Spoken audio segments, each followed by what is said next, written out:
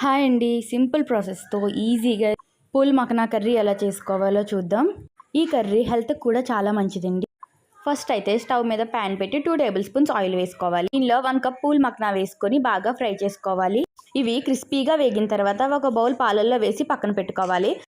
ఇప్పుడు అదే ప్యాన్లో 2 టేబుల్ స్పూన్స్ ఆయిల్ వేసుకొని సన్నగా కట్ చేసిన ఆనియన్స్ వేసుకోవాలి. 2-3 పచ్చిమిర్చి అలాగే కరివేపాకు వేసుకొని బాగా ఫ్రై చేసుకోవాలి. ఇవి బాగా ఫ్రై అయిన తర్వాత మసాలా పేస్ట్ని దీంట్లో వేసేసుకొని పచ్చివాసన పోయేలా వేపుకోవాలి. ఈ మసాలా కూడా ఫ్రై అయిన తర్వాత దీనిలో ఒక చిటికెడు పసుపు వేసుకోవాలి. అలాగే 1 స్పూన్ కారం, రుచికి సరిపడా సాల్ట్ వేసుకోవాలి. ఇవి కూడా బాగా ఫ్రై చేసిన తర్వాత దీనిలో ఒక హాఫ్ గ్లాస్ వాటర్ వేసుకోవాలి. వాటర్ వేసుకొని బాగా కలుపుకొని 5 మినిట్స్ మూత పెట్టి మగ్గించుకోవాలి.